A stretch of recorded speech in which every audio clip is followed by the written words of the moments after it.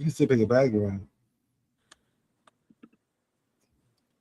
Great Tuesday. Welcome to the King Connection podcast show. And it's going to be the launch of a new show that I'm doing with my co-host here. And Nkenge Yasin, I want to welcome her to the show. We're going to build together. How you doing today, Nkenge? I'm great as always, Mr. King. Turn my ring Great. off, make sure we don't get any distractions. All right, so this is our premiere show. So this is really to kind of get our vibe together as we begin to build. So with that being said, what's your spiritual energy number today, Nkenge?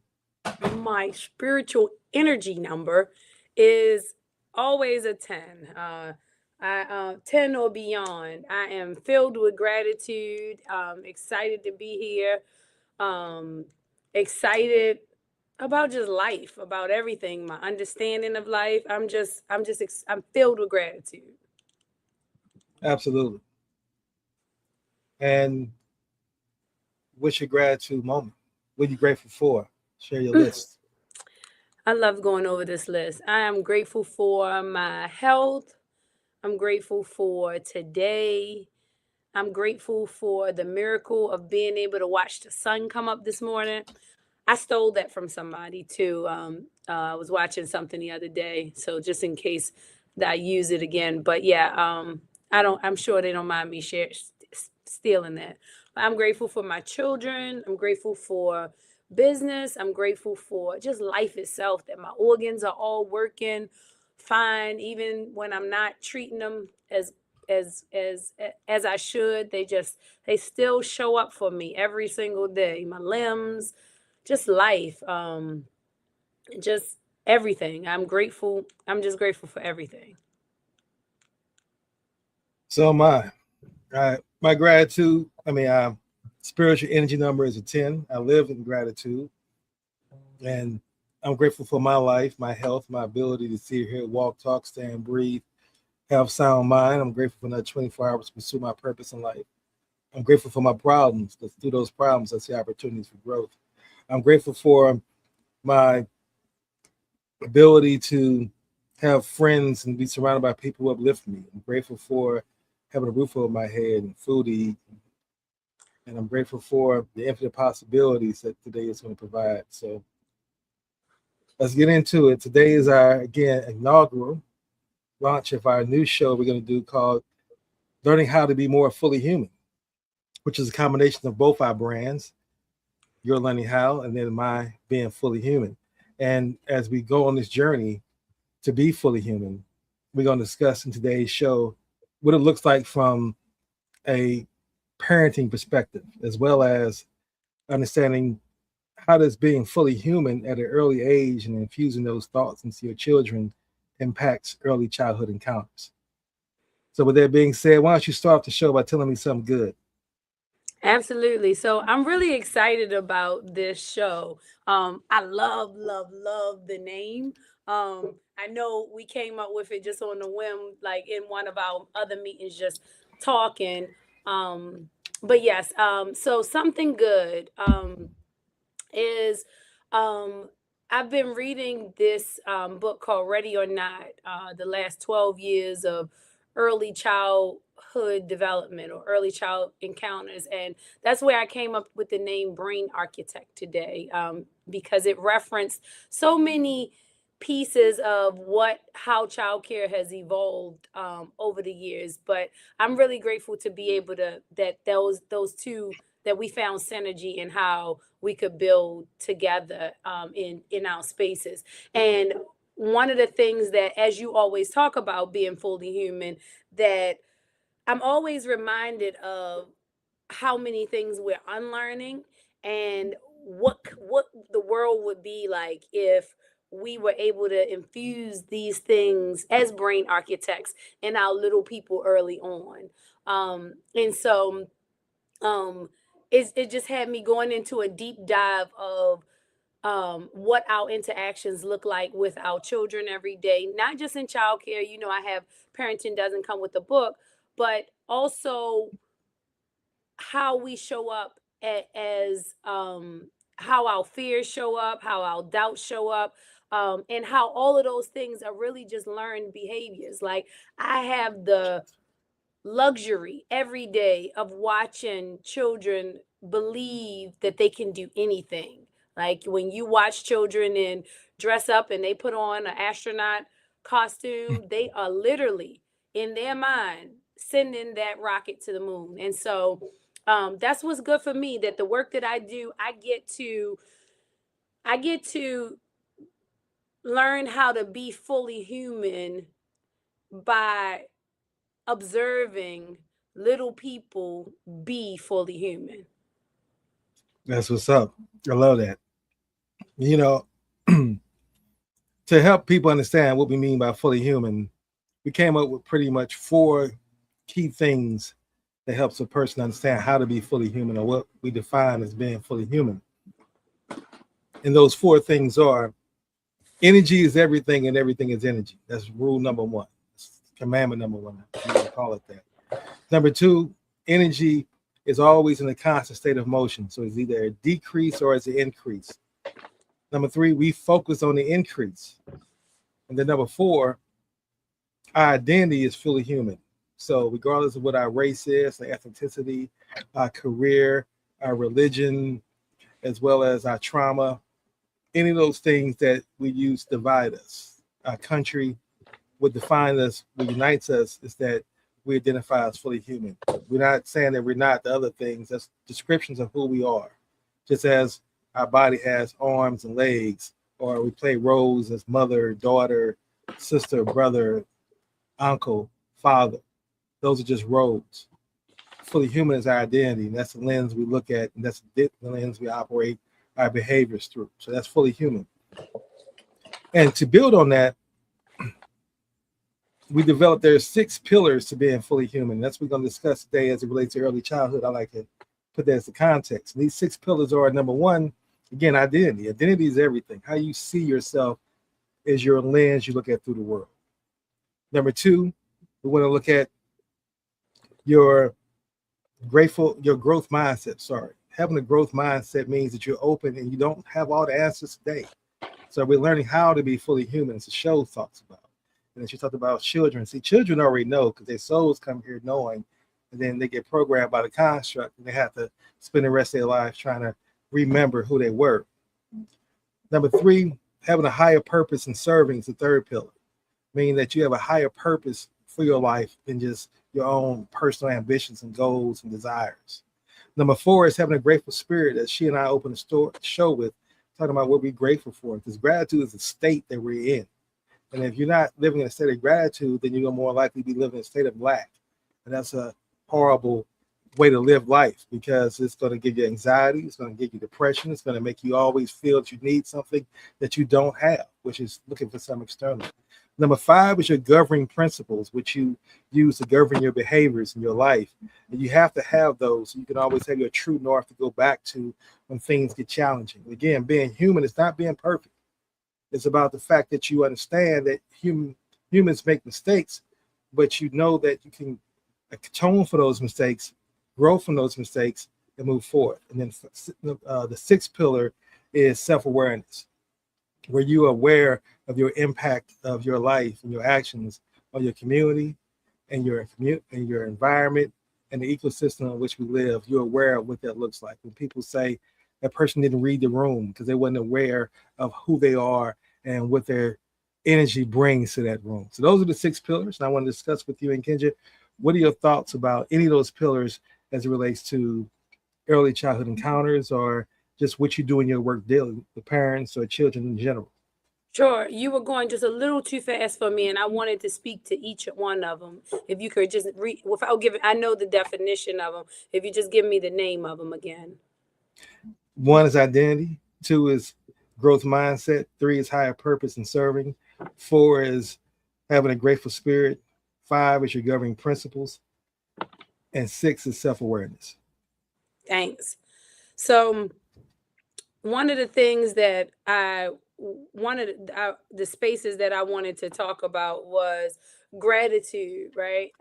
So there are I read not too long ago or a while back something about like depression, right? Other than clinical, like I'm no doctor or anything, but other than clinical depression, that depression was just a lack of gratitude, right? Like not clinical where people need to be, medicated. They have something neural,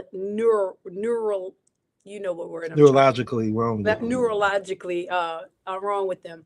But I realized that from my own life, right? Like I think that is a space that you have to constantly remind yourself to be in, right? When I think of every chapter of my life, right, or the things that would worry me or doubt, each day for me gets better and better, right? Every single day gets better and better.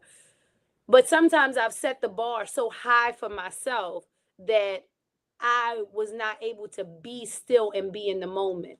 So gratitude for me right now is being present and really living in this moment right now, right? Like this moment that you and I are having Right.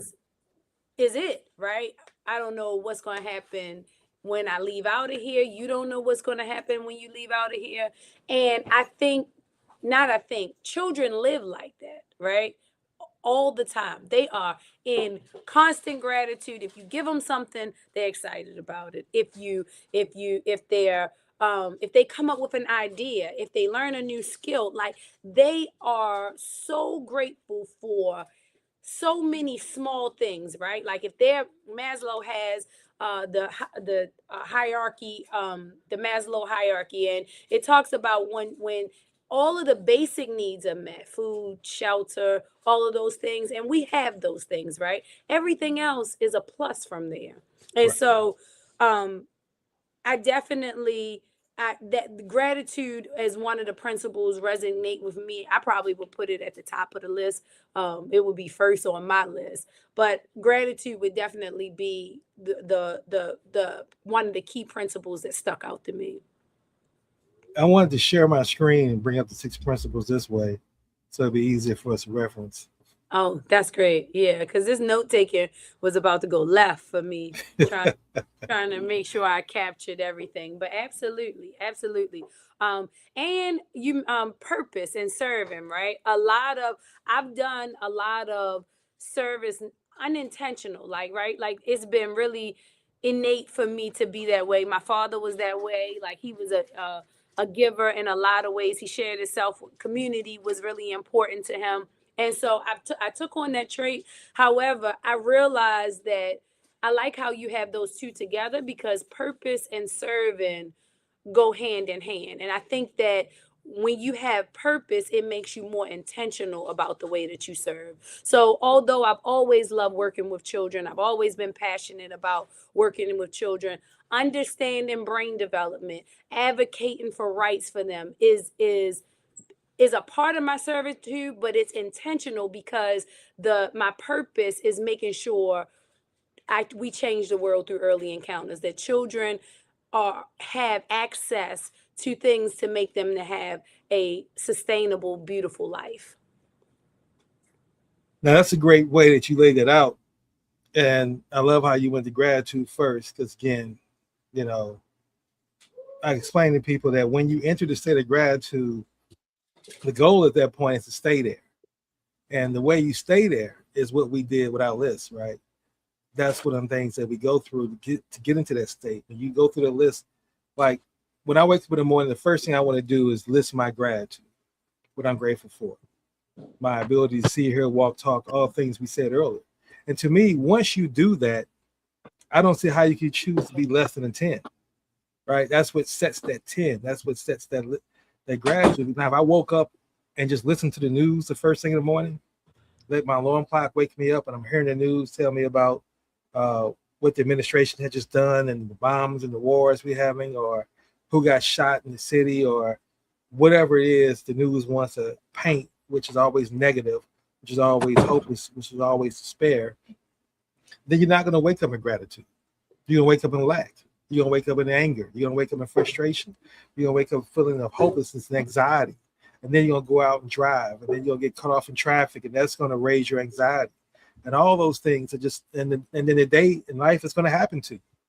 You're going to have deals go wrong, people meetings get canceled, scheduled late, people show up late, co-workers or direct reports don't have their documents or don't have their tasks done. All these things that happen in normal life are going to be received differently when you're not living in a state of gratitude, and which is going to cause your energy to go down. You're going to have decreases in your life. And so now, what you said earlier when it relates to you talk about your father and you talk about children, my question is, because I know that when you're dealing with parents, and you're dealing with parents, particularly early in the morning, and you're dealing with parents who are waking up to life and all those things that they're dealing with, like I just laid out, and then they have to drop their kids off, and then they have to get ready to go to school. And so, what kind of energy normally will you feel that parents bring their children, drop their children off at your center with? That's a great question. I want to just respond first to what you were just talking about waking up with the energy. Like, I literally, if my day is thrown off and it means I'm gonna miss my gratitude in the morning, everything gets pushed back now. Including, I'll give you, like, I realized after one day of not setting that intention in the morning, my whole day was just nonstop. I didn't determine what my day was going to be like that morning as I normally do, and everything that day, and I could not figure out what was off. And then, as after I reflected, I realized that what was off was I did not make time for me in the morning. Like, I have to get up, I have to pray, I have to have my moment of meditation, my moment of gratitude. I want to incorporate yoga and exercise in that morning too. I used to go swimming, but though that is, so it's not optional. Just like I don't leave Mm. out the house anymore without brushing my teeth or washing my face, showering. Like, it is in that list of priority. So much so that we woke up last week late, and I don't play about my children getting to school on time, but we woke up late, and I was like, we everybody's gonna be late this morning. It just is what it is. I need this. I have to take this time. So that's definitely a priority for me.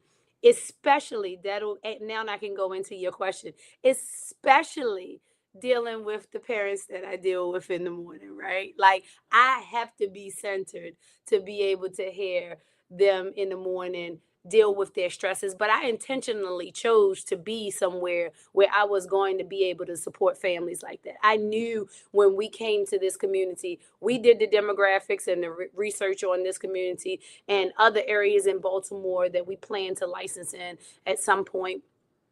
We did the demographics to know that these were the places that people needed the most help, and that's where I wanted to be. We've had several opportunities to be other places that even pay us more money, with less stress, because less poverty breeds stress, right?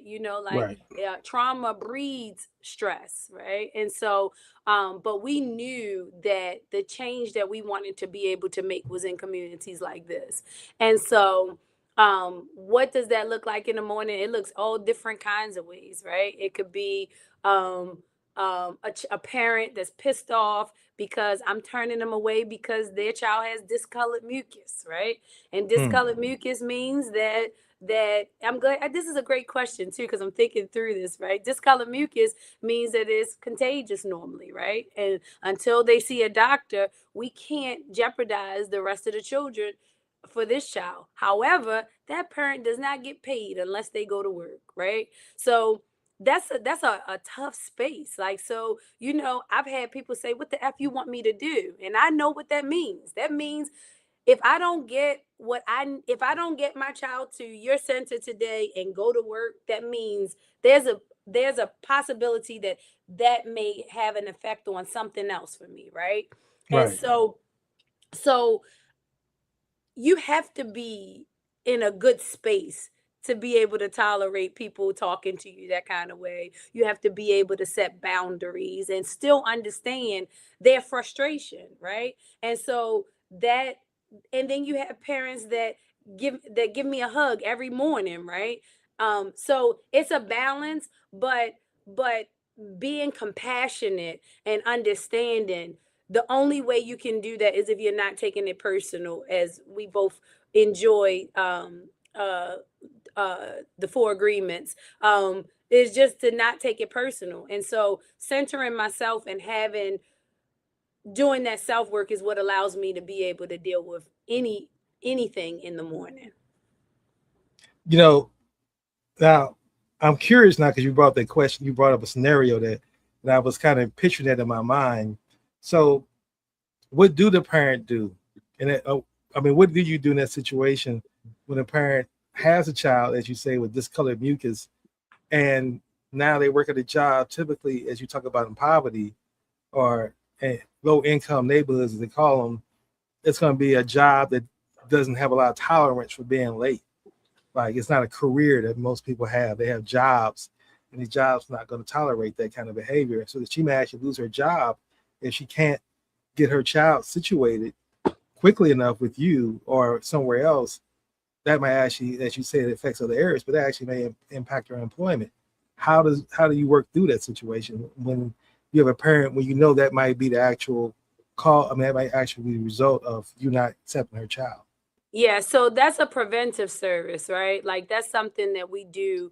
That was a great question. I'm glad that you asked that, because that we those are things we always have to think through for the families, right? You think of uh um generational oppression, right? Like everybody has been functioning within the construct, individualism, not building community. And just having to worry about themselves and their family, right? So that's what learning how creates that ecosystem for people, right? When they come in, we do what we call an intake, and it has SMART goals, things that the families are trying to accomplish, and we help them build that village. So every month we have a family engagement opportunity so that we can create space for individuals to work together. Like this will be the time where maybe they can share services like a village, like your whole tribal thought process, right?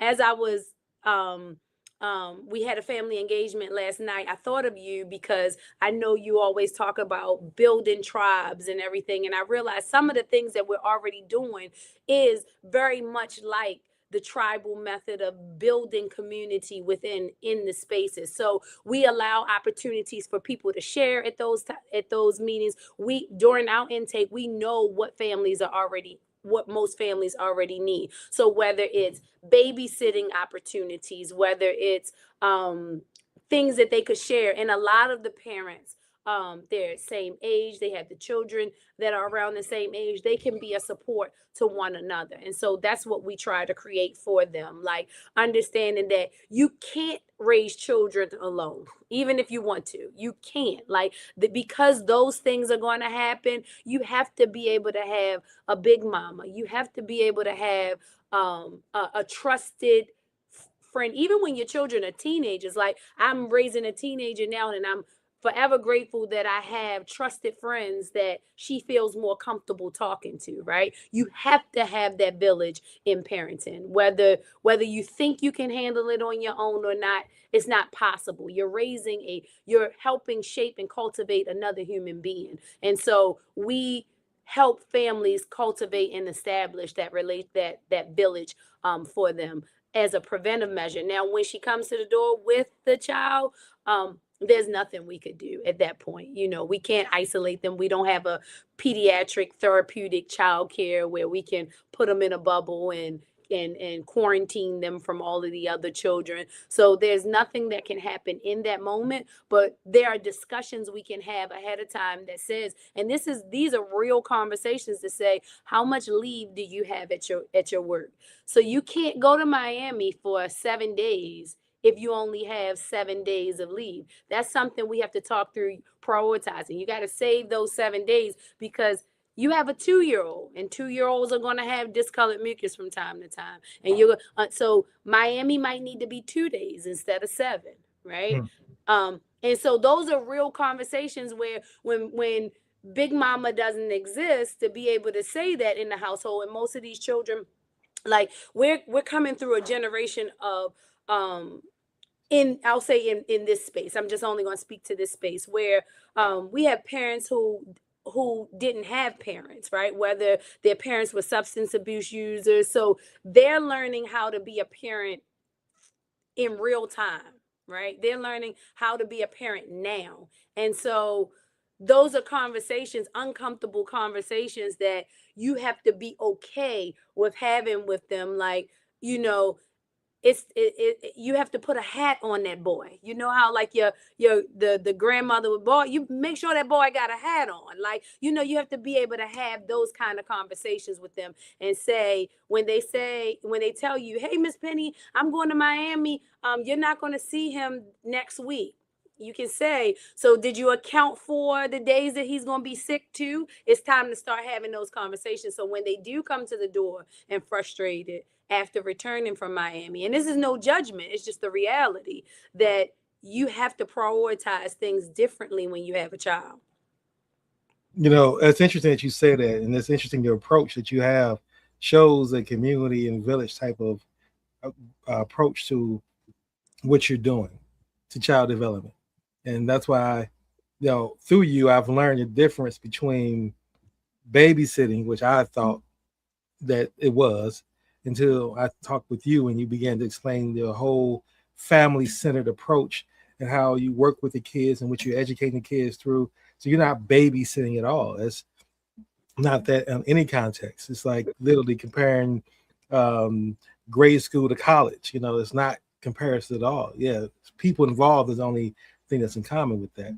But now, with that said, in that context, I want to go back to my early childhood, and I thought about how blessed I was to be raised in the community I was raised in, St. Louis, which was a small suburb they call University City, which is a suburb of the city of St. Louis.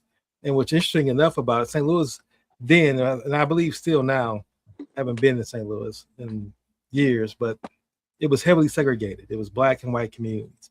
My neighborhood was a black community, but we wasn't in poverty. We wasn't rich either. We all had single family homes with yards, front yards and backyards, and we grew up in neighborhoods where there were a lot of kids, a lot of parents, young parents had kids.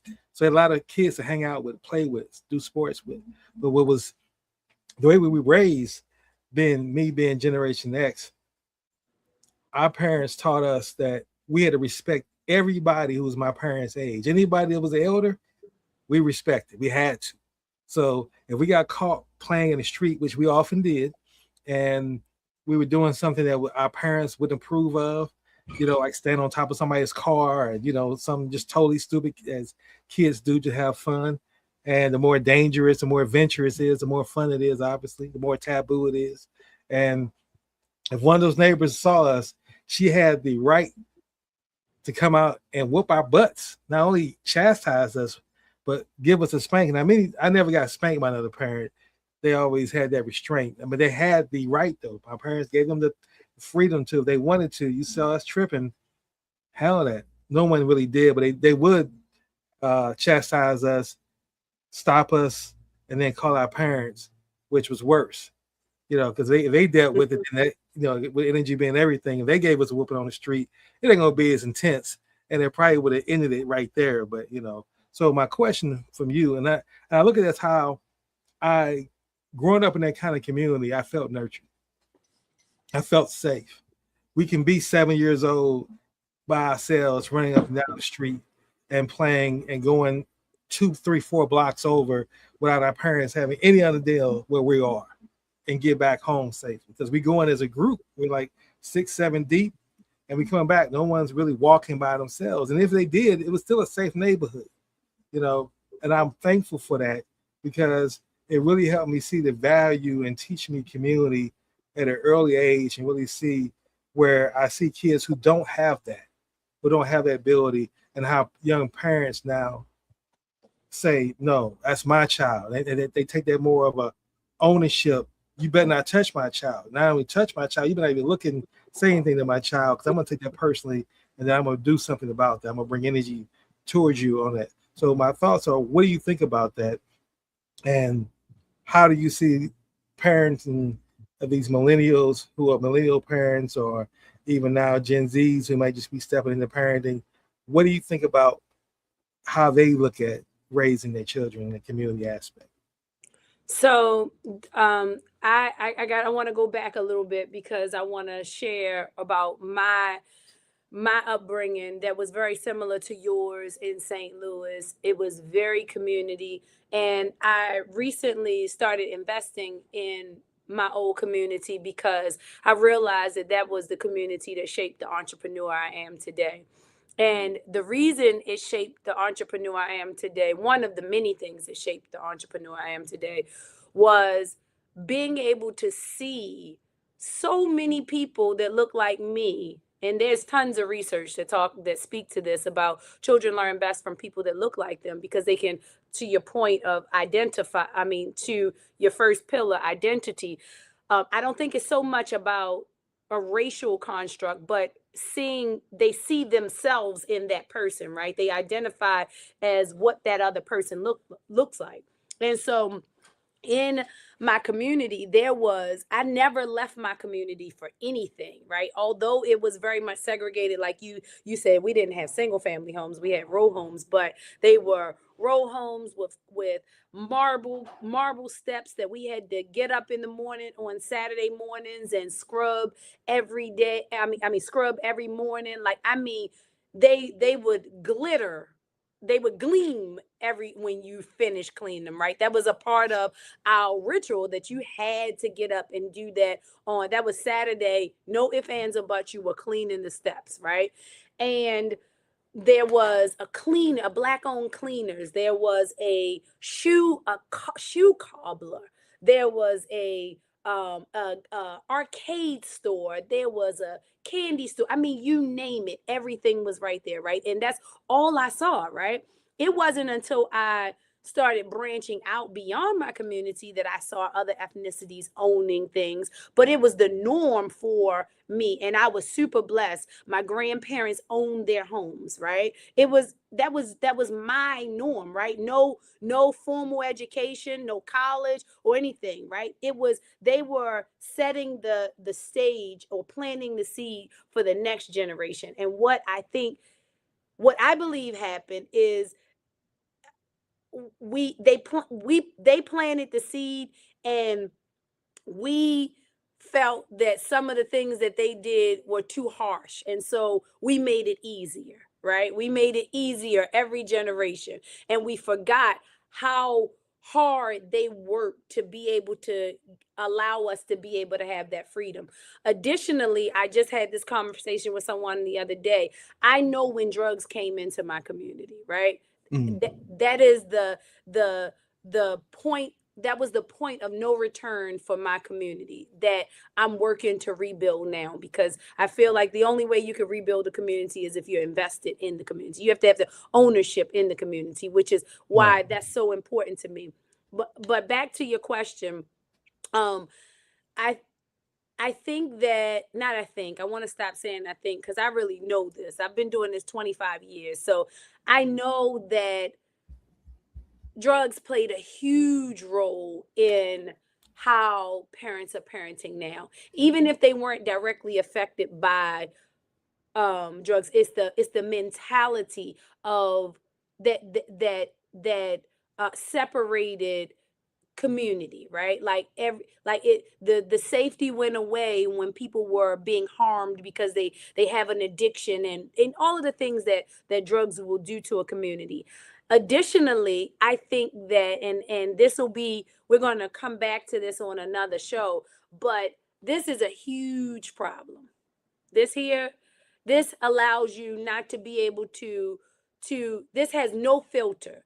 I remember I don't believe, and we'll also save one of these episodes for, I don't believe in corporal punishment. So I don't care what neighbor out no neighbor better not hit any children, but anyway, not even parents, right? But that's a whole nother, we're gonna save that for, that'll be a whole podcast in of itself.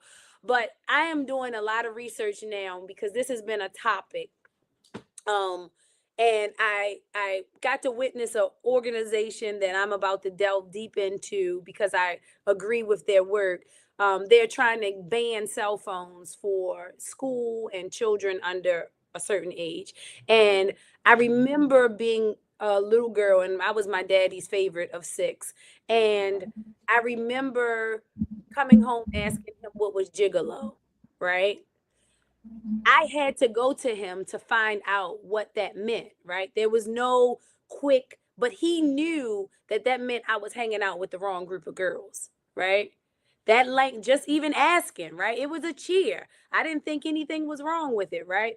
But he shifted the way that I moved after that, right? He was more present. He came to the school more often. That was an indication for him that something was going on, that he needed to intervene as a parent. This phone doesn't allow us to intervene at all as parents because everything is there. Everything is right there. And that's a whole nother, we'll save that for another time. But I think that most of the the lack of parenting is through the technology that children have access to. Speaking of that, that's an excellent segue, and it shows you that you and I are really aligned in where we're thinking, because I wanted to shift into this discussion. You gave me the perfect segue. And I was thinking, how are we going to segue from where we were coming from? And where I'm going with this is this. I think we're not being sponsored by anybody, but I'll tell you, one of the best streaming platforms out there, which is a free streaming platform, so anybody can get it, is Tubi, Tubi. And you can get a free account. It has commercials, but it has a lot of the old shows I grew up with, that we all grew up with, if you're from Generation X. And they're great shows. They're great family shows. They have important lessons. And it's different watching these shows now as an adult, as a 56-year-old man, compared to when I was watching them as an 8-9-year-old kid. And looking at the adults as kids, looking at the adults in the show as a child would. Now look at the show and I'm an adult looking down at the children. So it's a whole different dynamic, right? And how, to your point, getting rid of the cell phone, if you get rid of that, because the shows nowadays are not designed to be wholesome. See, then the FCC cared about what they put out there. They were very restrictive about what cursing couldn't be done. Lucy, her and her husband slept in different beds on the show to make sure you don't even think that. And all that was very important to them. And to me, that was a value to that. It allowed kids to be kids and not be grown so fast. But I wanted to share with you this something, because I find this to be interesting, because when you really live in a state of gratitude, you don't take anything personal, as we talk about with Don Miguel Ruiz. But to go even further with that, you look at everything as data. Like anything that happens, that's data. That's interesting. What am I growing from that? What do I learn from that? Is how you look at it, as opposed to why did this happen to me? So anyway, now with that being said, I never watched Archie Bunker as a kid, because I was told Archie was racist. It was a racist show. Nobody wanted to watch racist shows. And I watch it now, and Archie wasn't racist. Archie was a bigot, absolutely. And he was definitely prejudiced in his beliefs. And he definitely believed in living the privileged life that white supremacy gave him, the construct gave him. But what was interesting about the show, in the first show, he had a whole separate show. He had two shows, actually, which was new to me. I didn't know that. He had All in the Family, and most of the dynamics were centered around a black family and the dynamics between him and the Jeffersons. And that's where the Jeffersons came from. And so, but for Archie to be a racist, he let Lionel stay at his house one day. What racist does that? He kissed Sammy Davis Jr. on the cheek. What racist does that? He actually shopped and did business with the Jefferson's cleaners. What racist does that? So even through his own bigotry, it allowed him to focus on being fully human within that context. And that fully human humanity is what helped him to make it a great show. And I love how the writers were able to walk that fine line of talking about issues that will be polarizing right now and triggering right now in this world. You couldn't even have a show like that. They were able to masterfully walk that fine line of writing about things that were controversial, but at the same time adding humor to it and still allowing it to be, at the end of the day, a great show. And then, of course, we know Archie was basically a caricature of someone who was a bigot. but they still had his humanity. He still had his humanity as he was building. Now you're back now. So I'm glad you kept it going. Thank you. yeah, I'm gonna keep it going. So anyway, I'm going with this is that how I talked about the writers back then were able to masterfully write a show about issues you couldn't even do today because they're too triggering and people will be get offended so easily. But they're able to talk about race and talk about Archie called Hebrews Hebes. He talked about black people. He talked about everybody. But at the end of the day, he always did human things. Like I said, he shot with the Jeffersons, and that was the first season of Archie, right? On the Family. So he had another show that started right after that called Archie Bunker's Place, and then this dynamic, Archie is now dealing with a Jewish family, the Jewish business owner. He buys a bar, and where I'm going with this is that I love how they wrote this Jewish business guy's character because he's just so wise, and he's about in his 50s, but he has this way of just dropping jewels and wisdom to make his point. So one day, um, he was buying out Archie's business partner, and his attorney, who's a Jewish guy, would tell him, "You don't want to become a partner with Archie Bunker. You know who he is. That's not a partnership you want." The guy's like, "Listen, it is. This is a great opportunity I can build with this." He don't know Archie yet, but he has an optimism. He has a hope, that mindset of I can do what I want to do, and I see opportunity here. And so the guy said, "Listen." So I guess he couldn't talk him out of it. He said, "So I guess you one of those Jews who just like pain."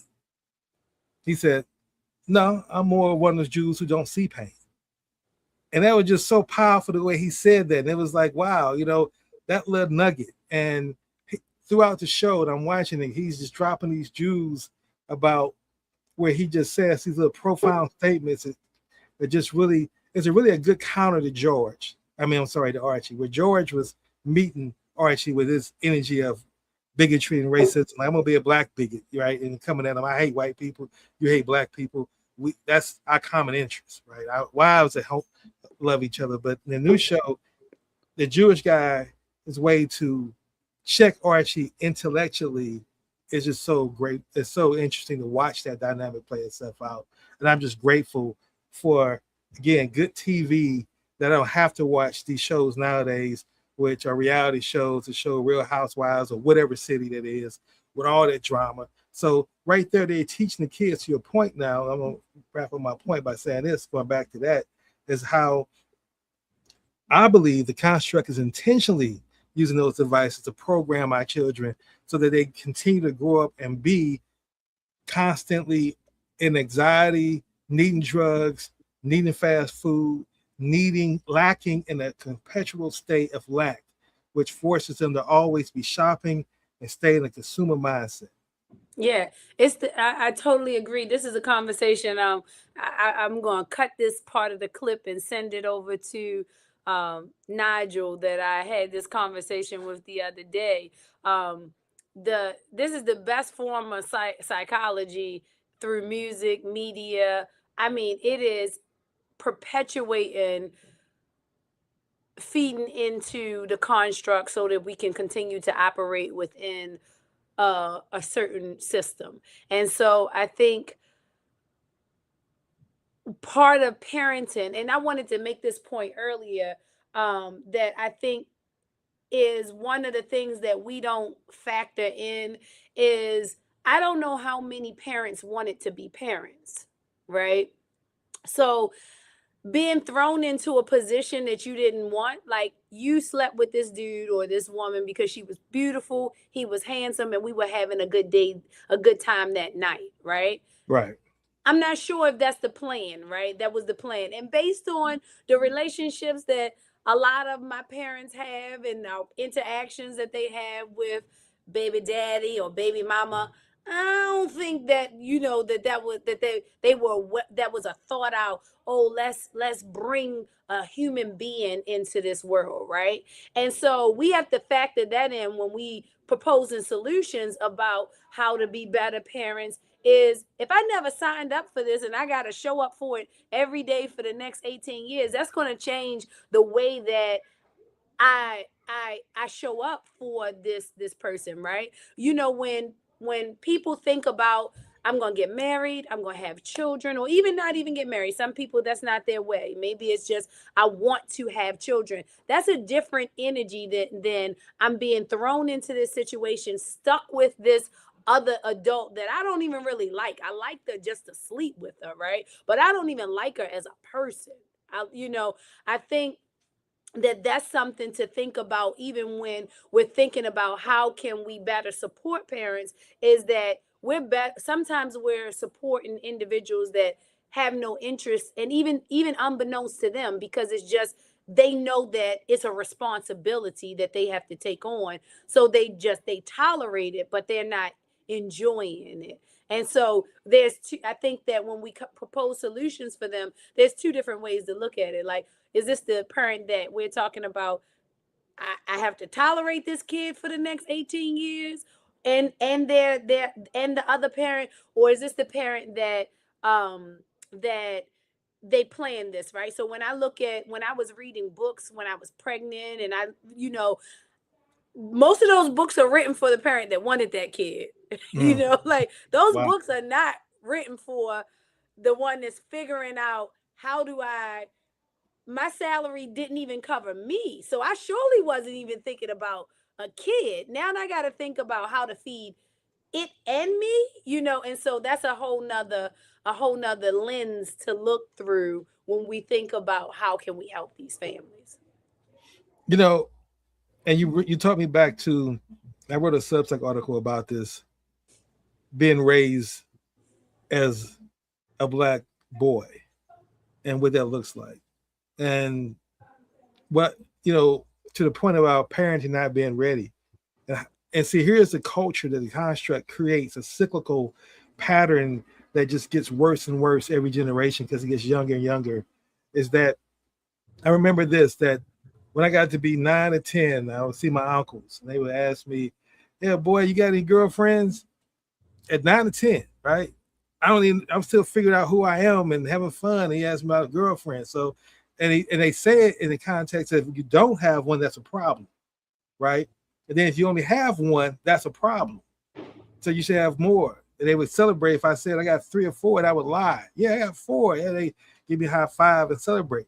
And so what they're doing is teaching me at an early age right there that that's the definition of man. The more girls I have, the more of a man I am. And so now when I get older and I start dating now, really, and I got permission to go out on dates and tap into my natural, uh, you know, hormones at that age where you are, excitedly sexually, you're figuring things out. I saw movies, I saw at that time, by the time I saw some form of porn. Back then it was magazines, but now they definitely get access to porn easily, to your point, on the phone. And so my point is, here I am now. So now I'm dating and I start engaging with these women based on what I was told, based on what I think a man is, but without understanding how to be a man with these women. And then I have a baby now because I'm acting in this lustful act because I saw it on TV and I saw it on porn, and my uncle told me that's what being a man is. And then I got a child. So my intention wasn't to create this child out of love. It was an accident. It's something I did not want. And so I'm bringing that energy into the world, and through that child has to come into the world with that energy with me as a parent now. So I just want to share I thought about that, and I wrote a Substack article about that, because so now you have to deal with them as a business, where now the father has to grow up quickly, right? And so when fathers age now, to your point, you say your father, you were your father's favorite. I'm sure you're the youngest as well, and I know you're the youngest. So by that time, your father figured it out, right? Right. He's figured out how to be a parent. So now he wants you. There's a Right. different energy, right? So now there's love with your creation. So now I gain wisdom. I can raise my child better. Absolutely. And so it's 6 of us, and I'm the next to the youngest, right? And just to make a point, and of course, I love this moment of just knowing that I was my daddy's apple of my daddy's eye. Is that, oh man, my mom's coming in on this part. But anyway, so my dad, they had 4 children, right?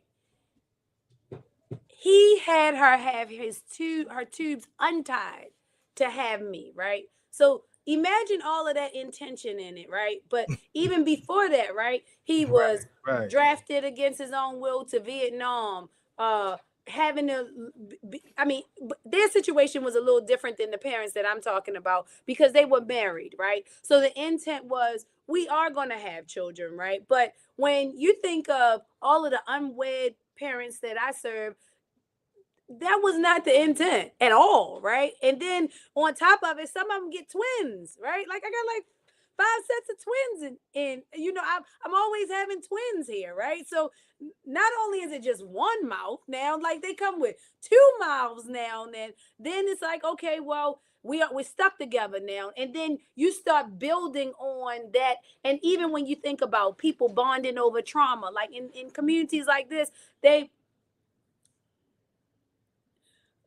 my mother just wrote me a note. It wasn't it I wasn't intentional. It was control. He was controlling. So okay. So for the record, I wasn't an intentional baby. I was a control baby. Okay. So yeah, so you know it's just a domino effect. And so right now a lot of my work is spent in figuring out what this narrative is, right? The books don't speak to the book may speak to parenting, but does the book speak to the person that didn't want the children? Which is, a lot of people, that's something heavy to even carry, to say I didn't want, especially when abortion was an option, right? Like nobody wants to outwardly say I didn't want this. Like I didn't sign up for this. And I don't even think most of them realize what all it entails until until they're thrown in it, which is why we are always figuring out how to engage parents to help to better support them. Well, I think most people realize, like we like to believe that you were the plan baby, which you were the plan baby at the very least, right? Most people are accidental babies, you know.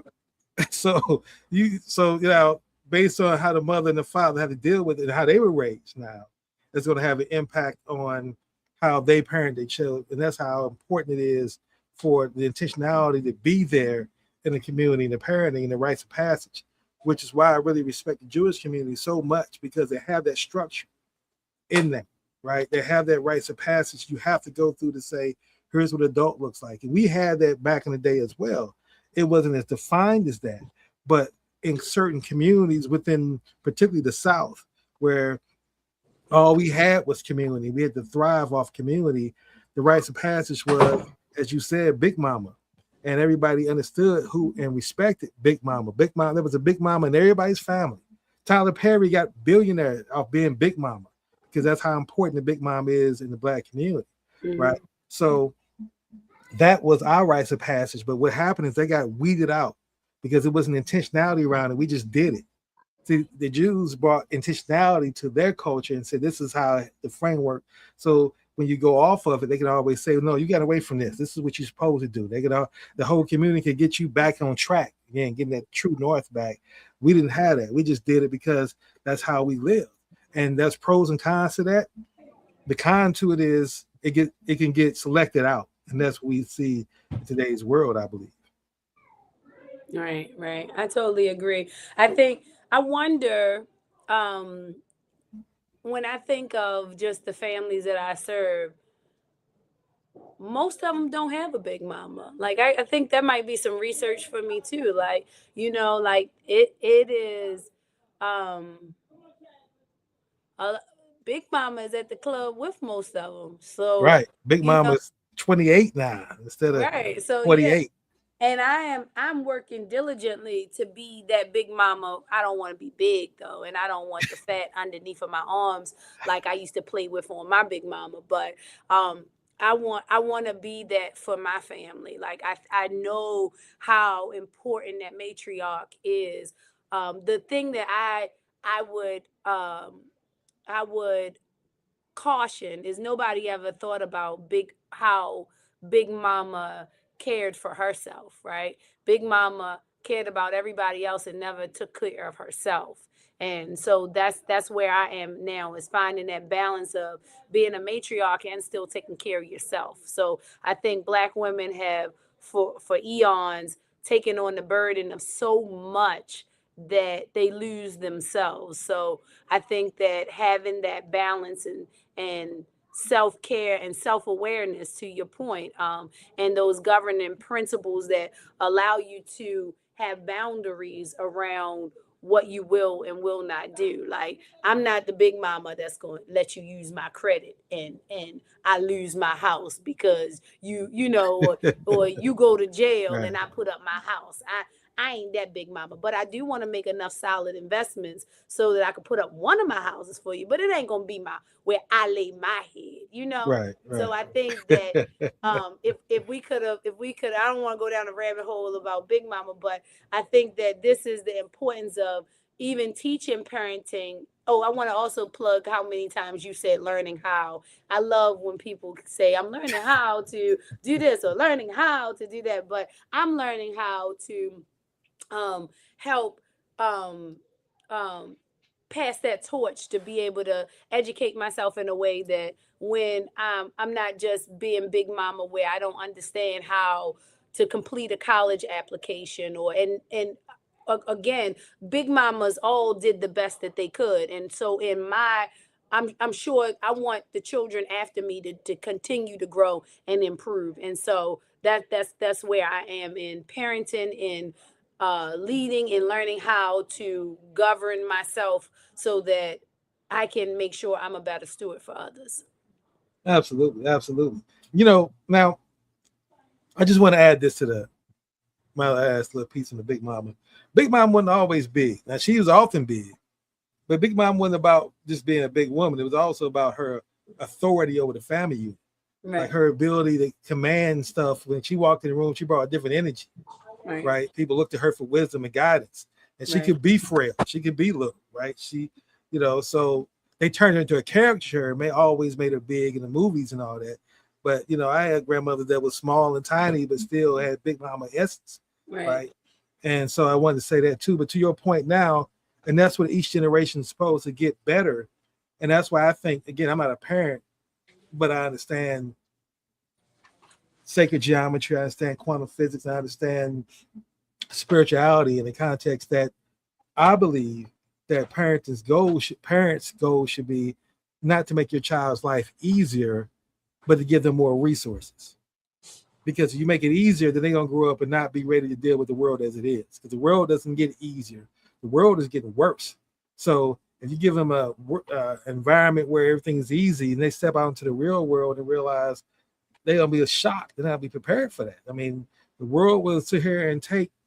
I remember one of the scariest things I saw as a kid. They used to show us movies in the school, and that whole auditorium we would watch it as a whole class, or everybody in that whole class together, and they would show you uh, kidnappers in white vans offering kids candy and snatching you off the street. That's what you have to be careful of. So you never talk to a stranger, right? They putting that in your head at that age. So that's the real world, right? You can get snatched off the street. A certain neighborhood, a straight bullet can just come and knock you out and take you out, take your friend out, right? So that's the reality of balancing the act. That's why I love when you talk about your other podcasts that you do and your whole book that you're writing and what you're advocating for. Parenting doesn't come with a book because of that dynamic changing generationally, social media, the phones, technology, uh, fathers taken out of the community every generation, less and less men in the community, and that has an impact. Definitely, definitely. And I'm going to end with this because I know I am. I can't stress enough how much a daddy's girl I am, or was. Um, my my father. I People reference my father now because he was such a um a. My mom can't stay still in her chair. She must be missing him right now when I talk about him. Um, um, uh, so he was such a staple in the community for everybody that did lose their father to drugs or anything, that people now to this day reference him as Mr. Tony is why I'm the man I am today, right? So just I mean, just like we can sit with how much of an influence that somebody that's making the right decisions refused to deviate no matter how much his family was in need. He would not deviate from legal ways of making money, right? When everything was laid in front of him to be able to do something different, he always chose the straight and narrow, and that was respected. And so, um, I end with this point because I realize that although things may not look like they're working when you are choosing the higher road, the influence and impact that it's leaving on something or somebody is so much bigger than who we are. Absolutely, absolutely. As we get ready to wrap up our show, we move into our last section of our show, which I'm gonna put you on the spot for. We hadn't discussed, but I think it's a good thing we can go ahead and do to end our show. And going forward, our shows are going to be every Tuesday at 12 p.m. Eastern Standard Time, learning how to be more fully human. So as we end our show, I want each of us to think of one person that we feel has been either in the past or currently living what we identify here as fully human based on those 6 pillars. And so I'm going to go first. This is the first time that I've thrown this on you to kind of show you the context. And you can say whoever you want, and you can say why. It's totally up to you. So the person I'm going to choose today is the person who I watched last night. I felt inspired by, and that's Bob Marley. And Bob Marley, I feel, is fully human and exhibit these behaviors because the fact is, again, he saw himself, and he said several times, one of the guys in the movie said, "You're a superstar." He said, "No, man, I'm not a superstar. I'm just a regular person, man. I'm a Rasta. You know what I'm saying? I'm for the community." Like he saw his identity as being someone who had a message, and his job was to get that message out, and he did it to the best of his ability. His growth mindset, he constantly learned and understood that humans were what made us great and that we need to be connected and have community. And his songs reflected that. There was never any evil intention to any of his songs. His songs were about love. He talked about revolution and what would happen, but he also talked about love. His purpose in serving was always about how he can use his music to impact and again increase people's energy, and that was great. His grateful spirit for his ability to have his gift, and he knew he had a gift, and that's why he stayed focused on his gift as much as he constantly could. He had governing principles based in the Rastafarian religion and structure and culture. His moral givings helped him become the man he was because he went to Africa and he fired his manager because he wanted to go to Africa, and they told him Africa wasn't going to be profitable, and just tour the United States and tour Great Britain. And he chose to go to Africa. And he told his manager, "I don't even want to charge him. Africa could be free. Just make sure my band get paid." So he had those governing principles given back and self-awareness of understanding who he was as a legend and keeping a lifestyle that people could look at him and offer and honor his legacy. So Bob Marley is my person I want to lift up. Thank you for that. I agree that Bob Marley. I always say love is the culture here and learning how, and that is what Bob Marley definitely exuded to me. Um, keeping along the lines of Rastafarians. I have a meeting scheduled with someone you and I both know, Rash Trey. I would say that Rash Trey is a great example of somebody that and I have in our notes that I want to make this when we do these things physically. I want to make acrylic flower. I have that. I'm gonna look that up once we disconnect as the actual award to give. But so you're gonna have to find an image of a flower. I know you're great with that. So we're gonna need an image. So when we have this moment, because we can end this way every time of giving somebody flowers. And next time I'll be prepared. But I know you will. Yeah, but we were right in alignment because when you said Rasta, it was like perfect. Like, oh, I just got finished bragging about Rosh Trey to somebody else last night. So Rosh Trey would be my person that I would say, I mean, to continue to show up and be so talented in so many ways, and always looking at ways that he could use his talent for others, right? Like, I know you know this, but just for the our audience, Raj Trade for the past umpteen years, 10 years, 15 years plus, he has been taking young boys, teaching them videography, and taking them to Ghana and teaching the young boys in Ghana the same thing, and then bringing them together so that they could see themselves. Like,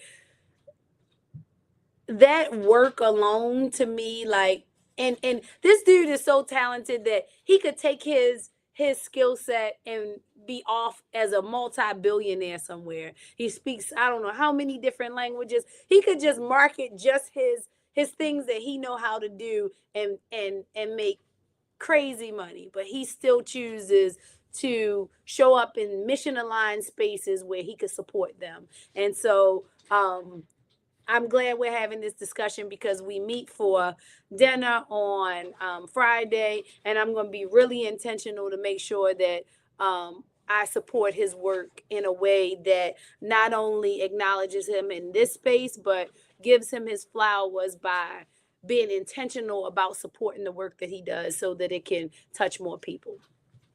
Love it. And you're not in alignment on that. And I definitely want to do and deal with you on that. So as we get ready to wrap up today's show, I want to thank everybody who's listened to us today on our first show. That's why I think we did a great show. I got a great energy from it. I think we got a great structure we can flow with going forward.